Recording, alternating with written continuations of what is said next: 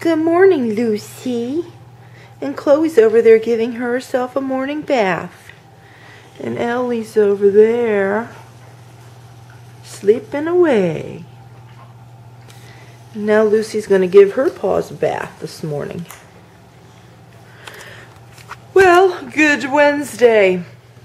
And my neighbor is still home, and it is, what time is it exactly? It is 5 minutes after 9.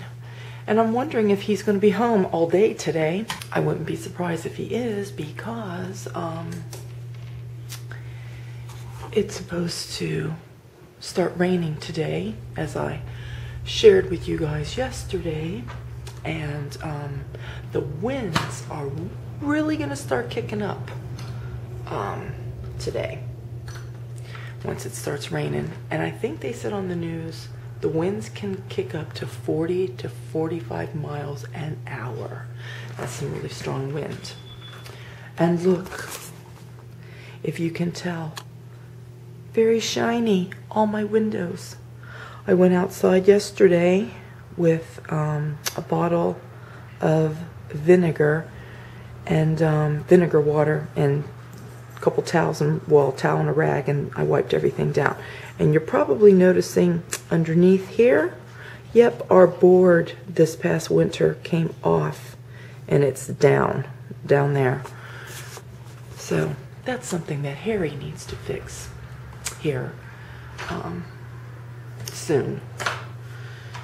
And we're just waiting for winter to just totally be over. He's going to take some time off in April when it warms up.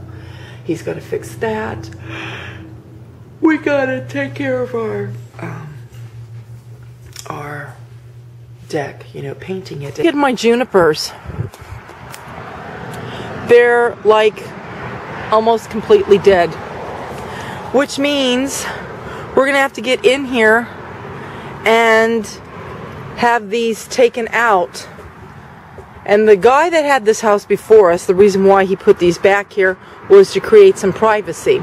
But the bad thing is, these plum trees are so big, and when they get all their leaves, it gets so shaded in here that it gets no sun, and that's why they've died. So I don't know. I saw something in, it was either in my Better Homes and Gardens magazine or Good Housekeeping, where somebody had on their pergola, they put curtain rods. So I just showed the segment. Actually, I recorded it yesterday, but my video was so long because of the Heyman Toshkins, you know, showing that I didn't want to include it. But yeah, on the pergola, I want to put some curtains up, and I wouldn't be able to really start it at wait a minute. I wouldn't really be able to start it like right along here down unless I got 63-inch curtains. I need to actually measure from the top there to the bottom and see how many inches that is. The 63-inch curtains probably would work. If I get 84-inch curtains, they would hang down on the ground and, you know, where they would puddle. So I would probably need to raise it up there. And I really don't want to raise them that high because I do like having like these two parts here like little windows. So I am thinking of starting it, you know, just across there and down. And 84-inch curtains, like I say, I have a feeling that they would go down to the ground and they would puddle. And puddling looks cute. You know, that's where they lay down and just, you know, flare out on the ground. That looks cute. But not outside, because you have to remember there's elements outside. You have all the rain and everything. Now, if I do these curtains, I'm not going to, you know, have all that outside, you know, all through the year. I would do it from spring until fall. And like when I put all my patio furniture away, I would put those curtains away as well. So winter would be just like that. but you know, you still get rain and everything, and then the bottoms of those drapes, curtains would get all wet and then dirty, and I don't know, I just don't think it would look right. And I'd probably have to wash them and clean them a lot, but because that would bother me, seeing dirt at the bottom there. But here is where I got that idea or inspiration to do that, because this is why I'm not even going to tell my husband about it. Even showing him this picture from the magazine, if I see, that's how my husband is. My husband is not a visionary. He cannot envision something, you know, like I could tell him, you know, like when I redid this kitchen and everything, and I was telling him how I wanted like a whole country look, and I wanted the chickens because I was really into the chickens and stuff, and frogs, and he, you know, he thought it was going to be something really hokey looking, but see, I can envision what I wanted, and I can envision even the textured paint, you know, whoops, my shadow's there, that I had done all over my walls. I could see that in my mind. My husband's one of these people, he cannot see it, you know. So I just told him one day, I said, I'm sick of this wallpaper. And that was one thing he agreed on. He goes, I'm sick of it too. I said, I'm going to redecorate this kitchen. And I'm going to do it how I said that I want to do it. And he was like, okay. And I just went ahead and got the paint, and I started doing it myself. Nobody's here. I started, you know, painting and everything myself. I went out and bought all the accessories all by myself.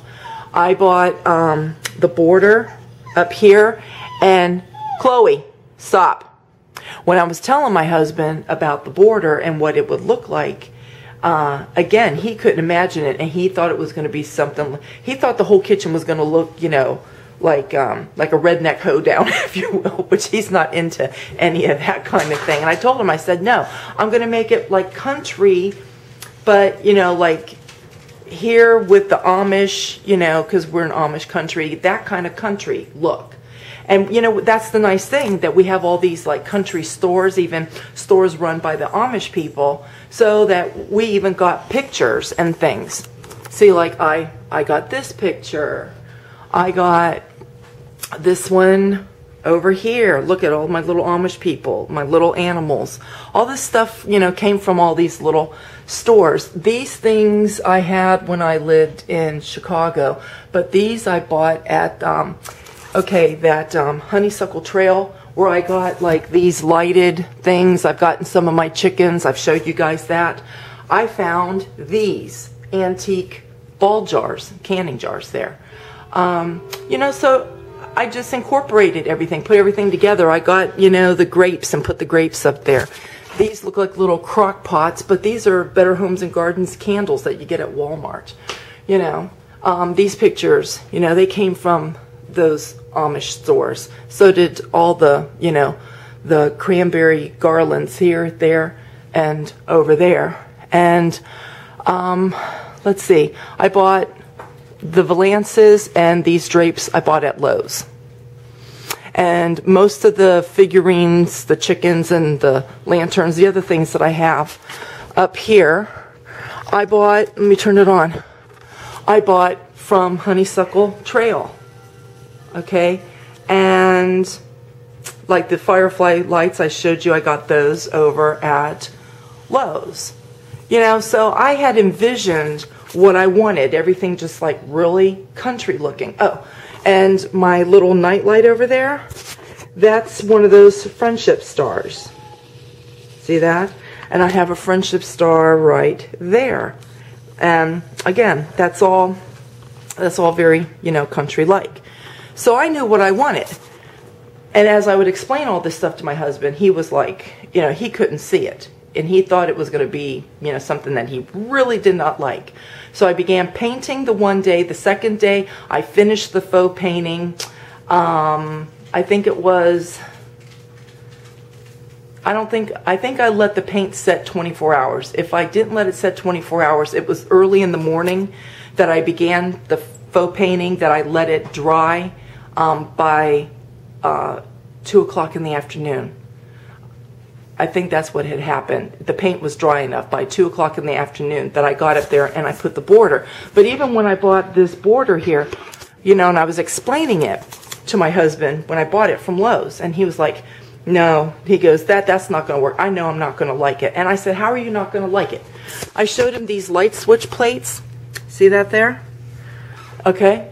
See how that looks like up there in the border? Again, up there in the border, see that? And then see this here? When we were at those country stores in Lancaster getting like the pictures and that, we got those switch plates. Guess who wanted the switch plates? My husband. So I said, if you like these switch plates, you're going to like the border, because it's like the same thing. It is. It's like the same thing. So anyway, when he came home then, that second day, I had put the border up. I had already had the curtains. I didn't have the curtains up because he had to put the curtain rods. But I had them all pressed, you know, all the creases out laying so that he could see, you know, the curtains and then the valance with the curtains. And he came walking in that day, and I even had all of this done up here. He came walking in, and he put his his briefcase down, and he went, wow, this looks really nice. I never would have thought that this would turn out this way. And again, because, see, he couldn't see it. You know, I could see it, but as I explained everything to him, he still couldn't see it, and he's like, I'm not going to like it. I'm not going to like it. And he loves this kitchen. But see, that's the same thing with all of this out there. I want to put those curtains. But if I tell him about it, he's going to tell me no. So that's why I'm not going to tell him. But see this? Here it is. Here's this lady. She's sitting outside on her deck. Yeah, it's a deck because it's wood planks down there. And she bought like this iron rod, whatever it is. But see, I read the article, and she said that, you know, she had this thing and she decided to put curtains up there. See that? So that's what I'm going to do here, out back here, and it will cover those junipers that are dying until we can get somebody here. We're going to have to get landscapers here. Yes, we could cut all this stuff down ourselves, but then you've got to get rid of the debris. And we have garbage people that have so many rules and stuff, and it would take probably a month or two by bagging all of this stuff, setting it out with the garbage before all of it would be taken, and then we'd have these bags everywhere. And then with rain, they would get all wet. So that's why you have to get really a landscaper to come here to cut them down, because they have their trucks. They load their trucks, they haul it all away. Oh, the girlies just went out. Oh, look at that.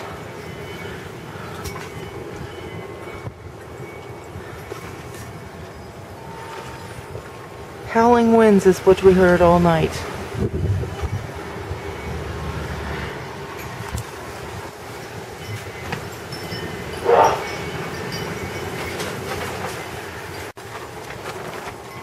I think it's safe to say that we need a new swing cover next fall. And it's very cold. I had to start a fire. I don't know where those other two girlies are, but I gotta close this door. It's a good Thursday morning, and I forgot to put the basket out so I could do laundry today. Because when I put the basket out, Brian throws his clothes in there.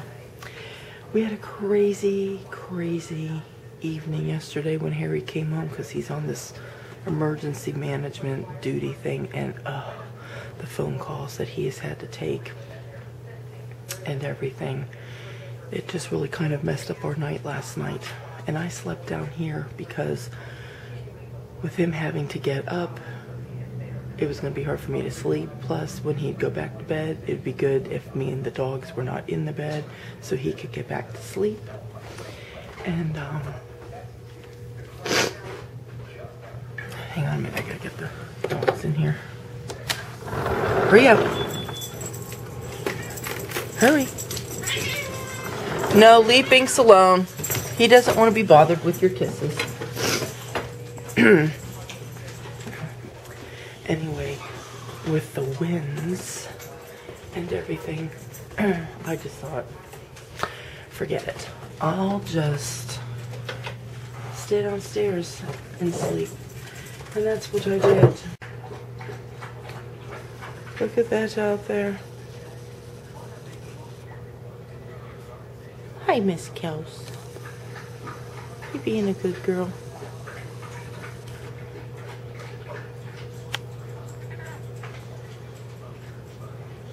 That wind out there is really blowing. I was mopping my floors in here and feeding all the animals. And, sorry, Lulu, you can drink. You can drink. When I came out here and I saw that blowing, and it's still blowing out there. Look at that. Wow. I just wanted to bring some more wood in. I had to empty the last of the garbage cans that we keep wood in, and one had a little bit of rainwater, so I finished dumping. There's a little pile of wood over there that's got to dry out, and trust me, with this wind, it will dry out very fast. It'll probably freeze too until it warms back up. I'll tell you what, I am freezing cold, and I was only out there just for a couple minutes just to throw a little bit of wood in here and to go walk around and put my last of my wood cans away. And I'm like, that wind just goes right through you. And my hair is wet because I took a shower. And so, yeah, my hair is wet on top of it. Woo! Very cold. Let's see. I snuck into Brian's room. Come here, girlies. Come get your cookies. I snuck into Brian's room. And, I gathered clothes and towels, and I took towels out of their bathroom upstairs, so I was able to do laundry. Adam didn't give me anything, so anyway, he'll have to do his laundry. My hair in the back here, right over here, it feels like icicles.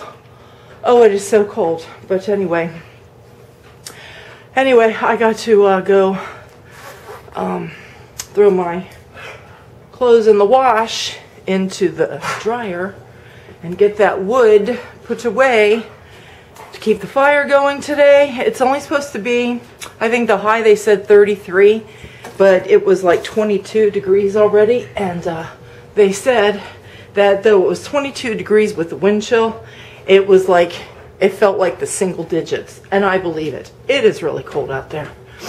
And I don't know when this wind is supposed to stop. I think it's supposed to be all day today. So, anyhow, looks like I'm not going nowhere. I'm staying right here.